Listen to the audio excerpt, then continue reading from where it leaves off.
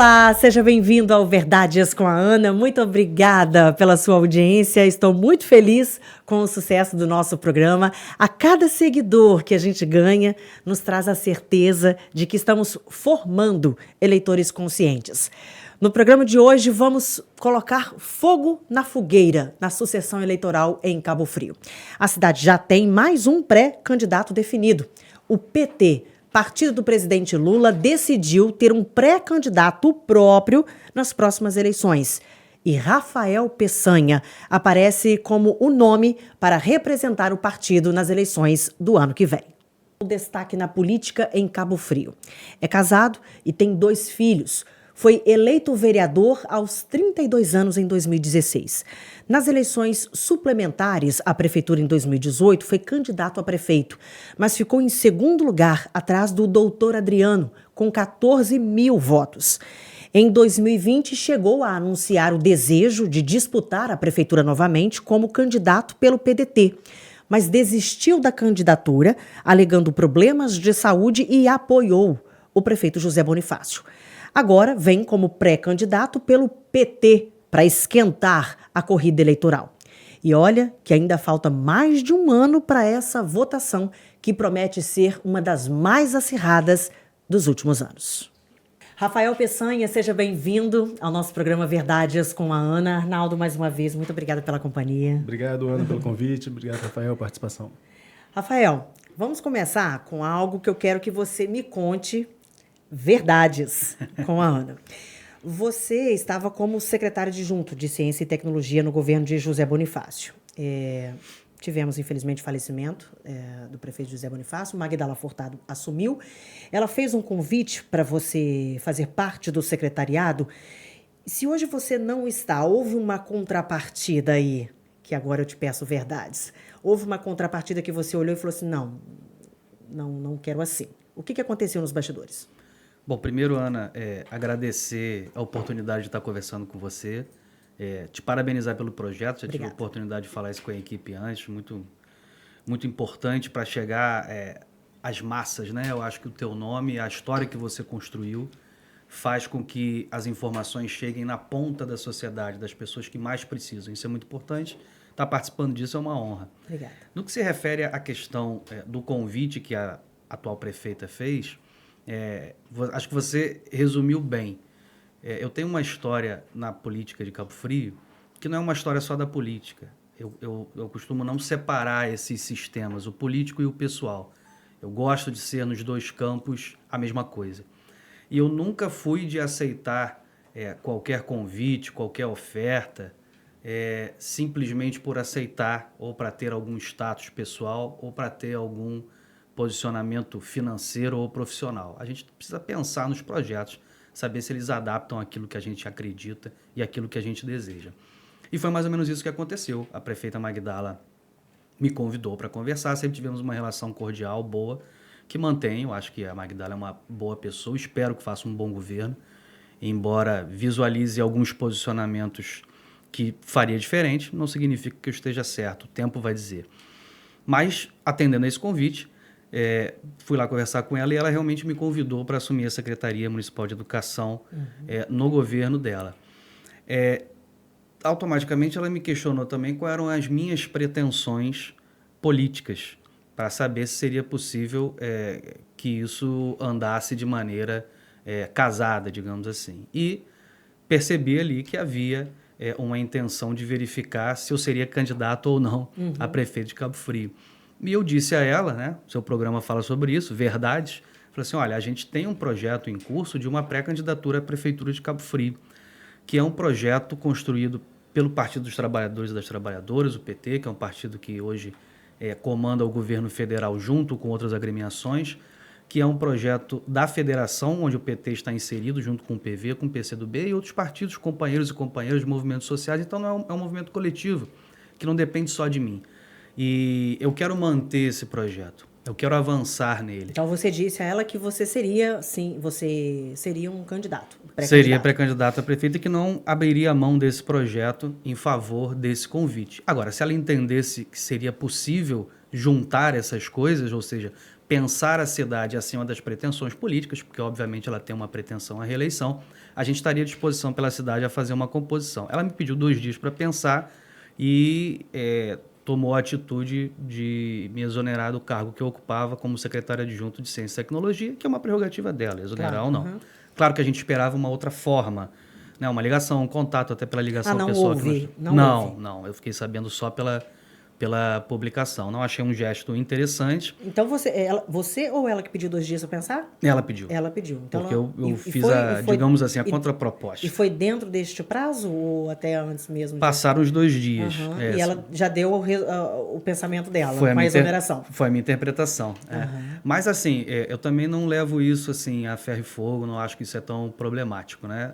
Da forma errada, na minha concepção, mas ela tomou uma decisão política e a gente faria um bom trabalho na educação, juntando as pessoas, trabalhando com as bases dos servidores da educação, né, pensando nos alunos. Eu sou professor da rede desde 2009, mas acho que também foi uma forma de definir caminhos políticos. E definir caminhos políticos. Uhum. Mas, Rafael, você já foi, desculpa cortar seu raciocínio, mas você já foi vereador, você foi candidato a prefeito, seu nome surgiu como possível candidato em 2020, você recuou, nós vamos falar também sobre isso daqui a pouco.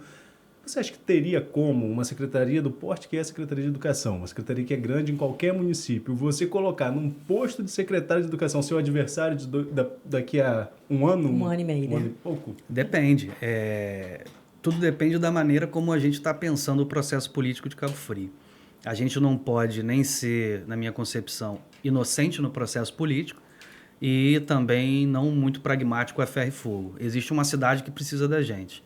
Eu, particularmente, em vários momentos da minha trajetória política, atraí para perto de mim pessoas que, em tese, seriam meus adversários políticos quando havia o momento de se pensar na cidade. Um exemplo disso, você mesmo colocou, foi na Câmara de Vereadores.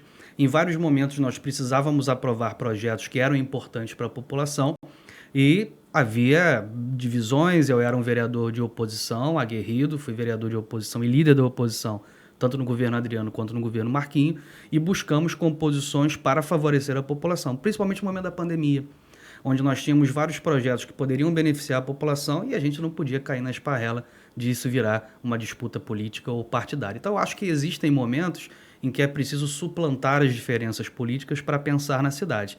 Eu achei que esse momento poderia acontecer nessa situação. A prefeita teve uma interpretação diferente, que eu também não acho equivocada, como você está. Mas arranhou, né, o relacionamento, você acha? Eu não sei se arranhou, assim. Eu sou um pouco. Não sei se a palavra seria. Até mesmo pelo fato de não ter ligado para conversar. Não, foi algo que eu não gostei realmente. Mas eu também tenho uma característica, e quem me conhece pessoalmente sabe, que quando acontecem essas coisas, eu fico muito chateado, 1, 2 dias, desligo o telefone, me reúno com a minha família, tomo minha cerveja, vou pro meu samba, vou pro meu futebol, e aí a coisa calma.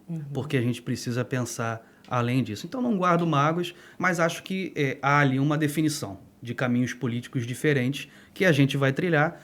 Seremos adversários, com respeito da nossa parte, com certeza, pensando na cidade. Espero que do lado dela também. Rafael, em 2020, o senhor foi candidato, né? E desistiu por questões de saúde. E agora, na minha primeira pergunta, né, nesse ponto, como é que você está de saúde? Está bem? Graças a Deus. A gente nunca está bem de saúde, né? 100%.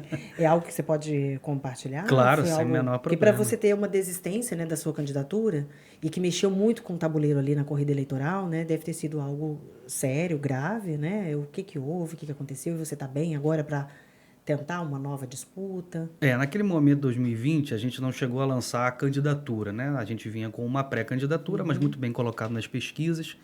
E eu vinha de um desgaste muito grande, porque, assim, me elegi em 2016 vereador. Mas em 2014 eu já comecei a fazer campanha, porque eu criei uma trajetória, e não estou dizendo que a minha trajetória é melhor do que a de ninguém, mas uma trajetória em que o poder financeiro, o poder econômico nunca foi a minha tônica. E aí não estou fazendo aqui papel de santo, de pudico, nada disso, mas é a minha característica. Eu vim das bases sindicais, eu vim das bases das associações de moradores, eu vim dos movimentos sociais. Então a gente tem, como se diz na escolinha, né? Quem não tem dinheiro conta história. Como eu sou historiador, então eu precisei trabalhar em dobro. E vim num desgaste muito grande, ocupei o nosso mandato. Foi um mandato muito aguerrido, muito trabalhador e muito sozinho, muito solitário. você fazer oposição contra 2 governos basicamente sozinho. Tive alguns companheiros e companheiras na Câmara em momentos esparsos, mas me desgastei muito e já emendei numa candidatura suplementar em 2018. Então esse desgaste foi só aumentando. E acho que cometi um erro não sei se de estratégia política, eu sou muito intenso para fazer as coisas.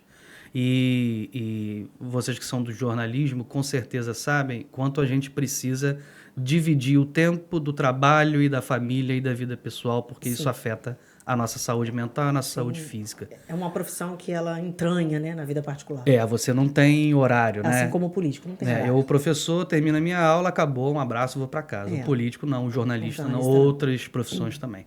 E eu me desgastei muito e acho que errei nisso. Me dediquei demais ao processo político, eu participava de reuniões tanto para a questão do mandato quanto para a questão da pré-candidatura e da candidatura suplementar o dia inteiro, até meia-noite, até 2 horas da manhã, não via meus filhos, não via minha esposa, e isso, obviamente, vai te consumindo emocionalmente e a saúde. E eu tenho um histórico da minha família, meu pai faleceu de parada cardíaca em 2006, meus outros 2 tios e irmãos dele também, e a família da minha mãe é diabética. Então é uma maravilha a minha herança de saúde. E aí a gente começa a fazer um acompanhamento de saúde depois de muito tempo sem fazê-lo. E deu alteração. E deu tudo. A aorta estava entupida, e hipertensão. Até hoje eu tomo remédio para hipertensão. Esteatose grave, né? Que é um Mas e você vai se meter fígado. nisso de novo? Essa que é a questão. Ali a gente conseguiu fazer, meu médico, por isso que o programa é interessante sobre verdades, né? Porque tudo isso eu fiz questão de expor para a cidade naquele momento. Não criei história e não inventei uma história bonita. Falei a verdade. Meu médico todos conhecem na cidade, o Dr. Marcelo Tutuns, mandar um abraço para ele. Figuraça, me dá muita bronca, mas me ajuda muito. E aí a gente começou a fazer um tratamento na época de emagrecimento, de recuperação nutricional e remédios. Eu tomava na época 4 remédios por dia, hoje eu tomo 3 remédios. Eu tomo remédio para hipertensão, para o coração, que é o Concárdio, hipertensão coração, né? Para esteatose. E aí a gente foi mantendo e reduzindo, reocupando as taxas do jeito que elas estavam. Naquele momento, eu acho que isso afetou muito o meu emocional também. Eu apaguei 2 vezes, assim, desmaiar em sala de aula. Então, assim, são situações que assustaram muito a minha família e isso gerou também um problema interno familiar. E certas coisas você só consegue resolver rompendo. Eu estava com toda essa história que eu contei me pressionando. E hoje eu vejo, isso eu não tenho diagnóstico, reflexão minha, né? Empírico. Eu vejo casos como da Simone Biles, que na Olimpíada teve que abandonar por uma questão de saúde mental, por tudo que ela passou e tal. E hoje eu visualizo, cara, eu acho que eu passei por isso também, além de todas as questões. E ali, a melhor atitude que eu tive, embora traumática, embora tenha alterado o cenário, para mim e para minha família, foi a minha retirada. Eu não me arrependo nem um pouco disso. Hoje, depois desses anos, já com um tratamento fixo, definido, com as taxas controladas. Claro, precisa ajeitar muita coisa. A parte física precisa melhorar, tem que ter mais atenção com a alimentação. Mas a gente tem uma rotina de medicação e de acompanhamento que nos permite enfrentar esses desafios. E aí eu continuo no processo político como secretário adjunto de Ciência e Tecnologia, que é uma secretaria de um tom mais leve, digamos assim, onde era possível fazer um trabalho dentro de uma área que eu já tinha conhecimento, que é a conexão com os reitores. Mas a secretaria é bem diferente de um cargo de prefeito, muito diferente. Né? E aí vem a bomba, aí, né? Nessa retomada do processo político, a gente devagarzinho se sente preparado. Por exemplo, em 2022, né? Eu tive a oportunidade de ser candidato a deputado federal pelo PT aqui em Cabo Frio, representando a região. Fui convidado e neguei, porque não me sentia preparado ainda para esse desafio. Eu fui aprendendo, eu não sabia isso antes, a gente aprende com a maturidade. Qual o tamanho das tarefas que a gente consegue cumprir ou não? Eu disse, olha, posso ajudar na coordenação da eleição do presidente Lula na região. Ser candidato eu ainda não consigo. E aos pouquinhos a gente vai aprendendo. Nesse momento, depois desse histórico, eu me sinto preparado para ser prefeito. Arnaldo. Bom, já que você citou aí a campanha do presidente Lula, o doutor Serginho esteve aqui e eu fiz uma pergunta a ele se seria interessante para ele polarizar, não na questão local, trazer para dentro do debate de Cabo Frio a questão nacional. Ele, que é um candidato mais ligado ao bolsonarismo, falou isso aqui claro, inclusive o apoio do Flávio Bolsonaro. E agora eu quero fazer a pergunta a você que vem pelo PT, partido que passou por inúmeros problemas, a prisão do Lula, e agora vai se reestruturando, inclusive com a volta de Lula a governar o país. Você vai querer trazer esse embate PT, Bolsonaro, para Cabo Frio também se concretizarem a sua candidatura e a do Dr. Serginho, por exemplo? Quem vai trazer um embate entre Bolsonaro e Lula talvez seja o Dr. Serginho. Eu vou trazer o Lula, porque o que a gente tem para Cabo Frio é o oferecimento de um novo momento para a cidade baseado nessa experiência do presidente Lula à frente do país ao longo desses mandatos e no atual mandato. E Cabo Frio mostrou uma força que até antes não se conhecia. Quando eu me filiei ao PT, eu fiz essa fala. Eu falei, gente, eu entendo que existe muita gente com pensamento progressista, e pensamento progressista é algo bastante amplo, né? Que pensa mais na justiça social, que pensa na reequiparação das contas públicas, que pensa em ajudar e fazer a opção preferencial pelos pobres. Muita gente com esse pensamento na região, e essas pessoas precisam se reunir, precisam se unir. A gente fez um trabalho com vários companheiros e companheiras de vários partidos, não só do PT. O PT cada vez mais precisa se entender como um para-raio desse processo e não como a frente da locomotiva. A gente precisa atrair partidos, lideranças e movimentos, e nós conseguimos uma votação bastante interessante para o presidente Lula aqui em Cabo Frio. No segundo turno, mais de 40 mil votos. Então, a gente quer trazer isso para Cabo Frio, a gente quer trazer a experiência de Maricá para Cabo Frio, uma prefeitura que deu certo, com dinheiro público, com investimento nas pessoas. Então, eu quero sim fazer se houver um enfrentamento, nós vamos fazer o enfrentamento. Mas o nosso objetivo é trazer essa mensagem e trazer esse projeto para Cabo Frio. Mas você citou a votação do presidente Lula aqui, o Bolsonaro teve o dobro dos votos, e nós vivemos num estado que realmente deu uma votação expressiva ao ex-presidente Bolsonaro. Para destruir isso, desconstruir, melhor dizendo, esse bolsonarismo enraizado no interior do Rio, que foi muito forte. Eu venho de São João da Barra, por exemplo, São Francisco de Tabapuã deu 80% dos votos a Bolsonaro, cidade vizinha minha. Para desconstruir esse bolsonarismo e não se aplicar isso na política local. Pode ser um desafio também para um candidato do PT na cidade da região dos Lagos? Sem dúvida é um desafio. Como você falou, a força do movimento bolsonarista é muito grande no interior do estado, e isso se traduz em Cabo Frio. Em termos percentuais, a gente teve uma queda, que também é natural, de uma eleição para outra na votação do Bolsonaro em Cabo Frio, tanto no primeiro quanto no segundo turno. Uma queda aparentemente tímida, mas que para uma cidade conservadora, que vivia sob o jugo de um governo de extrema-direita e que tinha esse candidato para a reeleição, você ter uma queda percentual disso, você sabe, você acompanha pesquisas, acompanha os processos eleitorais, isso é muito difícil acontecer. Em Cabo Frio aconteceu. O que a gente vê é um processo talvez lento ou médio de ruptura com esse conservadorismo, ou pelo menos a visualização de um novo caminho. Porque eu costumo dizer o seguinte, não há nenhum problema em ser conservador, como pessoa ou como eleitor, absolutamente nenhum. O problema existe quando se apoiam políticas que são contrárias ao próprio ser humano, à própria vida, aos direitos humanos. Então, isso a gente precisa combater. Então, nesse sentido, eu acho que a gente começa a ver um enfraquecimento da figura do Bolsonaro, que, volto a dizer, a figura do Bolsonaro não necessariamente tem nada a ver com quem é de direita, com quem é liberal, com quem é conservador, que são posicionamentos políticos democráticos e perfeitamente plausíveis.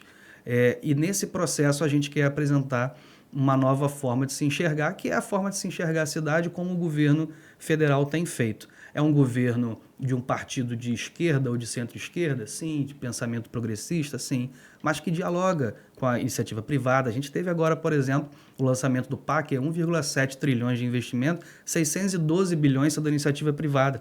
Então, a gente não precisa manter aquele velho mantra de que só o dinheiro público, só o Estado. Não, é o Estado e a iniciativa privada. E a parceria com governadores que são de direita, que são de partidos ligados ao Bolsonaro. É isso que a gente quer propor. Uma unidade em favor do ser humano. Se isso vai se contrapor ao pensamento conservador, bolsonarista, se vai se contrapor a candidaturas como a do Serginho, a gente vai fazer um enfrentamento e mostrar que, na verdade, o nosso posicionamento, o nosso caminho não é a favor de X ou de Y, é a favor de Cabo Frio. E como que seria um governo Rafael Peçanha? Um governo participativo, em primeiro lugar. Eu sei, e a gente sente isso andando nas ruas, que as pessoas têm muita carência de participar das decisões. Por isso que conselhos municipais são importantes, conselhos de bairro e administração de bairro são importantes. Acho que um segundo ponto tem se tornado um jargão na política do Estado, principalmente no interior, o pensar nas pessoas. E alguns candidatos e governantes que passaram aí pelas últimas eleições usaram isso e não fizeram, né? Mas a gente precisa insistir nisso, pensar nas pessoas em primeiro lugar. Que significa o quê? Primeiro, pensar nas pessoas que mais precisam, a opção preferencial pelos pobres. A gente tem cerca de 30 mil pessoas em Cabo Frio em situação de pobreza e isso é inadmissível. Isso precisa ser consertado. Isso só se conserta com políticas públicas efetivas, com injeção de dinheiro público, em parceria com a iniciativa privada, para tirar as pessoas da fome. A gente fala isso às vezes em Cabo Frio, que é uma cidade turística muito conhecida, e as pessoas não acreditam, mas a gente que anda nas ruas e tem os dados sabe que isso é muito grave, a pobreza é muito grave em Cabo Frio. Então, acho que esse é um segundo ponto. O terceiro ponto é a gente utilizar a arrecadação volátil dos royalties para pensar em justiça social. É importante investirmos em obras, é importante investirmos em infraestrutura para a cidade, mas é muito importante pensar nas pessoas, nos programas sociais. É importante pensar em escola de tempo integral. É importante pensar numa saúde que cada vez chegue mais à casa da população. Então, eu acho que esses 3 fatores seriam fundamentais no governo que a gente quer fazer. E isso tudo se junta em uma questão e aí entra essa disputa entre direita e esquerda, né? Mas eu sempre bato no seguinte, que é o desenvolvimento econômico de Cabo Frio. O que é desenvolvimento econômico? É onde todo mundo pode ter a oportunidade de voltar a ter poder de compra. O empresário, o mais pobre, a classe média, onde a gente precisa gerar empregos, onde a gente precisa fazer a economia girar. Quando a gente fala da questão econômica, a gente envolve todas as classes, a gente envolve todas as tendências políticas. E a história do Brasil mostra que os estados, municípios e a própria federação que evoluíram em políticas públicas, que melhoraram os índices econômicos, geraram sucesso na harmonia entre cidadão e governo. Quando a economia do Brasil falhou, nós tivemos as crises políticas. E é isso que a gente quer trazer para Cabo Frio, estabilidade econômica para ter estabilidade política e social. Rafael, nós vamos voltar a falar mais um pouquinho de política, mas assim, no nosso programa, a gente sempre, né, Arnaldo, tenta falar sobre política de uma forma descontraída, conversando. Mas a gente também tem um momento onde a gente dá uma relaxada para o eleitor, quem estiver acompanhando a gente, possa conhecer o Rafael pelo Rafael, né? Ir além. Porque hoje em dia, com rede social, as pessoas ficam muito interessadas nos bastidores da vida de qualquer pessoa pública, né? Seja uma pessoa influencer, uma pessoa política, né? As pessoas querem saber além, né? Elas querem fazer parte da família. Então, vamos conversar um pouquinho. Como que é o Rafael? Como é que é o Rafael dentro da sala de aula? É um professor Caxias? É aquele professor doido, que zoa os alunos, que é zoado, que brinca. Seus alunos gostam de você? Então... é aquele professor... Não, o professor Rafael, ele tira o couro da gente. E como é que é o Rafael? O que você faz, assim, para você... Seu momento família, seu momento relax, né? Como é que é o Rafael? Eu aprendi nesse processo que eu passei em 2020, que a gente falou agora um pouco, como a minha família é importante. Porque você está vivendo agora a experiência da maternidade e, assim, tem certas coisas que ninguém ensina a gente a fazer ou a sentir. A gente só aprende fazendo. Conhecimento empírico, né? Total. São coisas que acontecem, você não cria isso na cabeça. Então, assim, minha esposa é Lívia, sou apaixonado por ela, tenho meus 2 filhos, Cian e Tauan. O Cian tem 17 anos, o Tauan tem 10 anos. O Tauan joga na base do Vasco. E aí eu fico nessa correria, Rio, Cabo Frio. A base do Vasco é maravilhosa, o profissional é que tá difícil. Então, assim, a gente tem, né, essa vida. E, assim, naquele momento, naquela experiência, eu entendi que a família é prioridade. Só que, assim, todo mundo diz isso, né? A família é prioridade. Mas como é que isso vira algo concreto? Tudo que eu precisar escolher hoje entre a minha família e qualquer coisa, eu vou escolher a minha família, e isso se tornou algo concreto na minha vida. Decisão sensata. E isso me faz feliz hoje, era a felicidade que eu esperava. Então, essa mudança mental me ajudou muito, e hoje eu vivo para minha família. Eu só estou encarando esse desafio porque, diferente de 2020, a minha família, embora não goste muito de algumas coisas, porque a política é bem desagradável em alguns pontos, falou assim, não, vai lá, que a gente está com você. Porque toma as dores, né? Tudo atinge a família. Né? Então, acho que esse é um ponto. Profissionalmente, eu sempre gostei muito de ser professor, que também é um negócio que a gente aprende, é igual a paternidade, né? Eu nem sempre fui um pai tão presente e tão amoroso. Aprendi isso em 2020. Passei a ser um pai dedicado. Coloco isso como em primeiro lugar. E a profissão de professor também a gente aprendeu ao longo do tempo. Hoje eu me considero um professor feliz, eu me sinto bem em sala de aula. Né? As pessoas falam um pouco, geralmente o cara fica doido para sair de sala de aula, que é uma confusão e tal. Eu falo, eu gosto de sala de aula. Professor há quanto tempo? Desde 2009. Desde 2009. E é algo que se tornou natural e que eu gosto de fazer. Mas é um professor Caxias? Nada, pelo contrário, eu deixo a turma correr, mas assim, eu procuro trazer o aluno para mim. Eu procuro conquistar principalmente os mais difíceis. Quando tem reunião de bastidores, né, de escola, né? Você fulano de tal, é muito bagunceiro e tal. Eu falo, comigo não é, meu amigo, fechamento. Porque eu procuro trazer o cara mais difícil. Falei, pô, irmão, o que tá acontecendo? Vamos pensar junto como é que a gente pode se ajudar e tal. Então, uso um pouco do processo político na educação, ajuda na relação pessoal. É a parte boa da política. Tem muita parte ruim, mas essa parte é muito boa. É professor de escola pública? E qual faixa etária também? Eu sou professor de História, minha graduação é em História. Eu fiz a especialização em Sociologia Urbana na UERJ, fiz o mestrado e doutorado na UF. Aí eu queria parar no mestrado, aí fiz o doutorado meio que, vamos fazer, e deu certo. E aí eu fiz o pós-doutorado em Filosofia. Eu gosto muito de estudar, me faz muito bem. E em sala eu dou aula de História para o ensino fundamental. É a molecada de 12 a 15 anos, 11 a 15 anos. Né? Já tive a experiência de ser professor do ensino médio e de ensino universitário. Fui professor universitário durante 8 anos. Confesso, por incrível que pareça, que eu gosto mais da galerinha que eu dou aula, nada contra os outros. Mas o sexto ano, né, que geralmente os professores fogem, eu adoro o sexto ano. E você convive com muitas realidades, né? Isso é o mais interessante da sala de aula. A gente convive com realidades completamente diferentes. E isso faz a gente crescer, principalmente humanamente falando.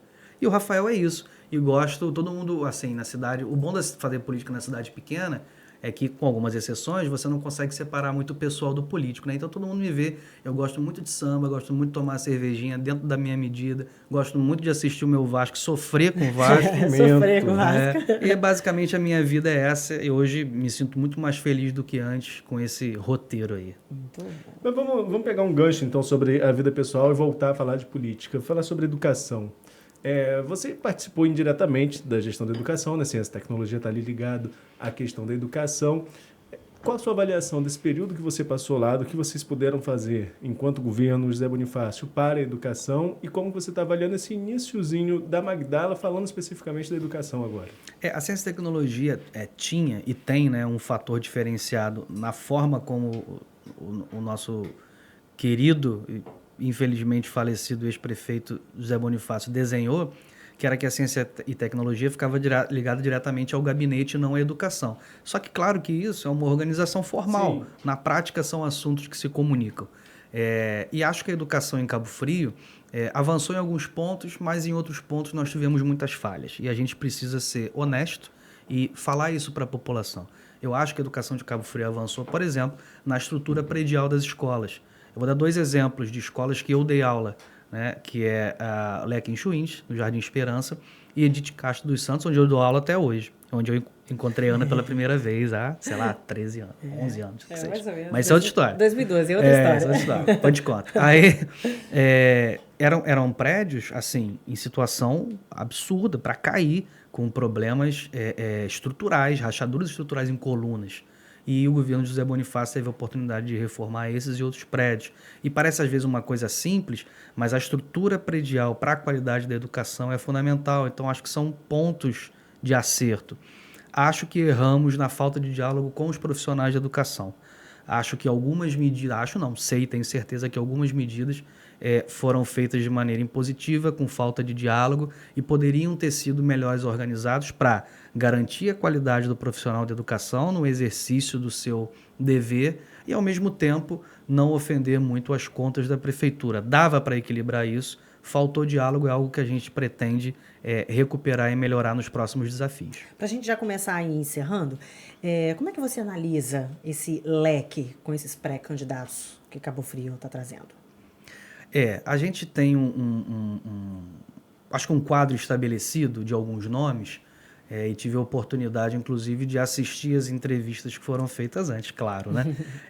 E vejo que a gente oferece um caminho, na minha concepção, diferenciado.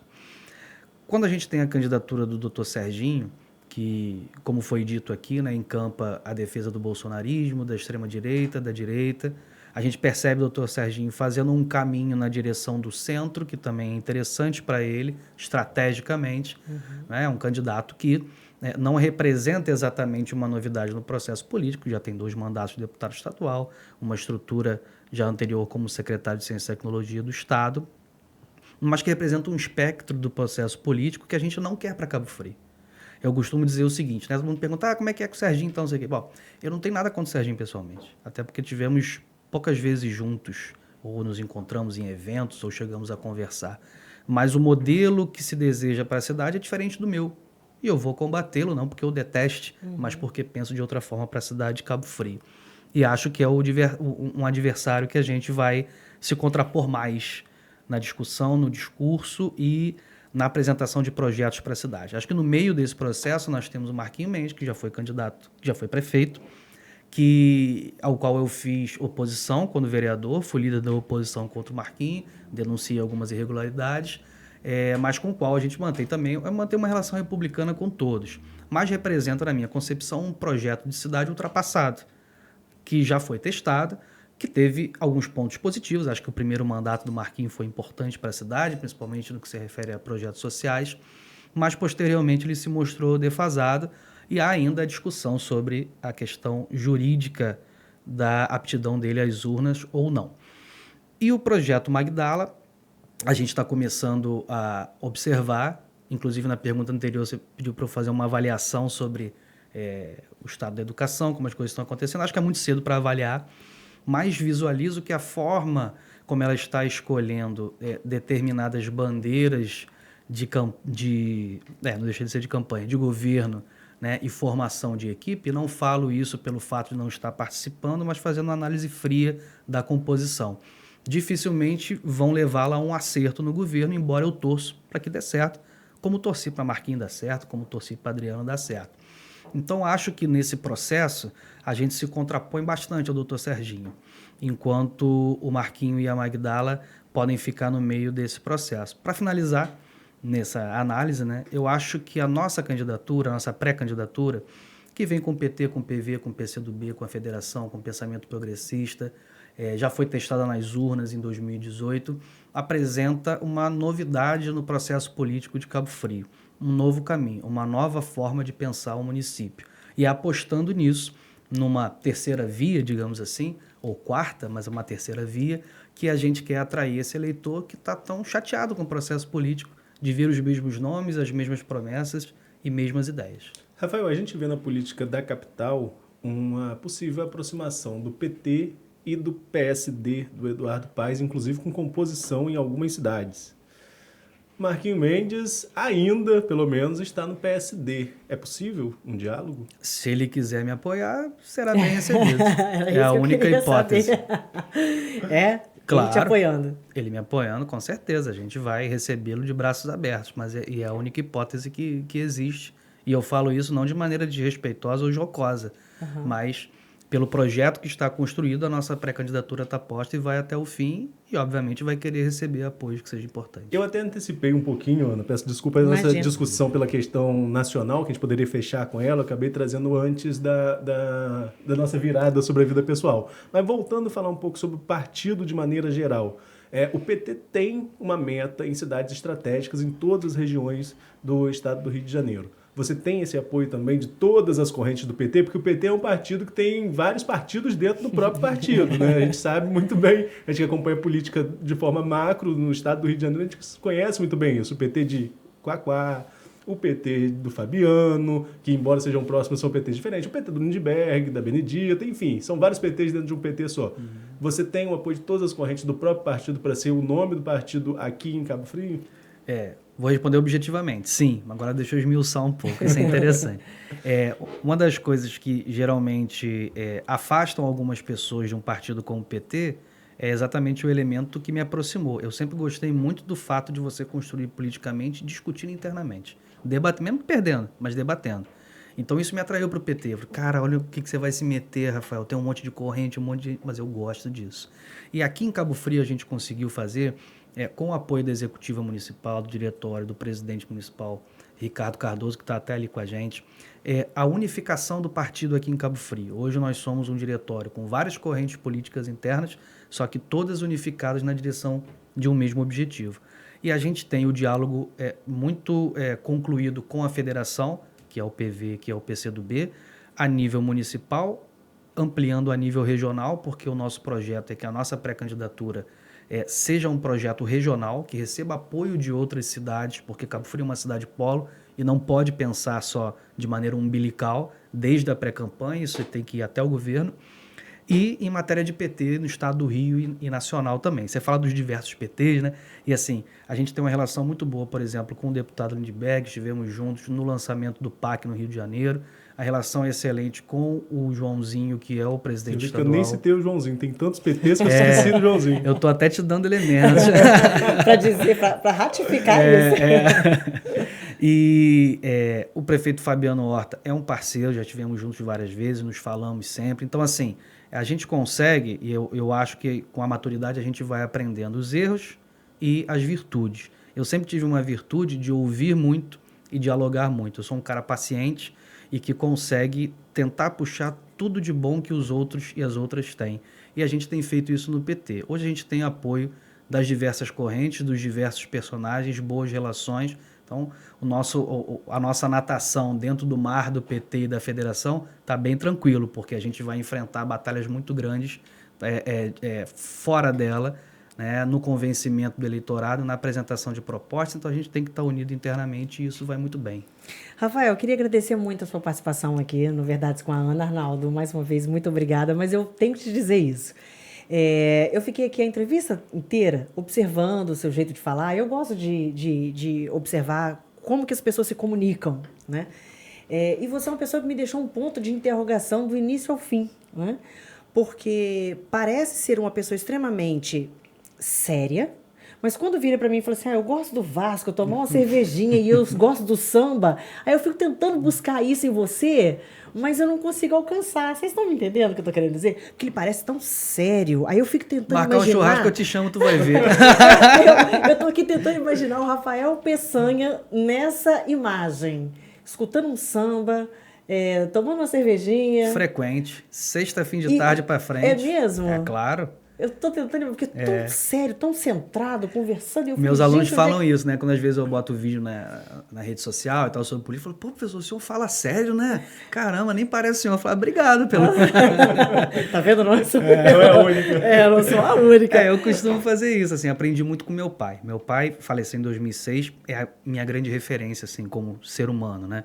E ele me ensinou, assim, duas coisas fundamentais. Primeiro, todas as pessoas têm que ser tratadas iguais. Meu pai era concursado federal da CVM, então, por ter estudado e passado no concurso, tinha um cargo de alto escalão, digamos assim, mas frequentemente ele estava lá tomando a cervejinha no botequim, conversando com o guardador de carro, conversando com o presidente de associação de moradores. Essa é a primeira coisa. E a segunda, a gente precisa falar sério das coisas sérias, mas precisa brincar muito para que as coisas sérias sejam verdadeiras. Isso eu aprendi com ele, procuro fazer. Tenho aprendido a cada dia, acho que está dando certo. É um aprendiz correto. Arnaldo, obrigada. Obrigado, Ana. Obrigada, Rafael. Boa sorte para você nesse momento, que ano que vem, sendo realmente candidato. Boa sorte nas eleições. Obrigado. E parabéns para vocês pelo trabalho. A gente está à disposição sempre. Amém. Obrigada. O Verdades com a Ana desta semana fica por aqui. Na semana que vem, o nosso programa vem com novidades. Na próxima terça-feira, dia 29, eu e o jornalista Arnaldo Neto vamos analisar as principais notícias da semana.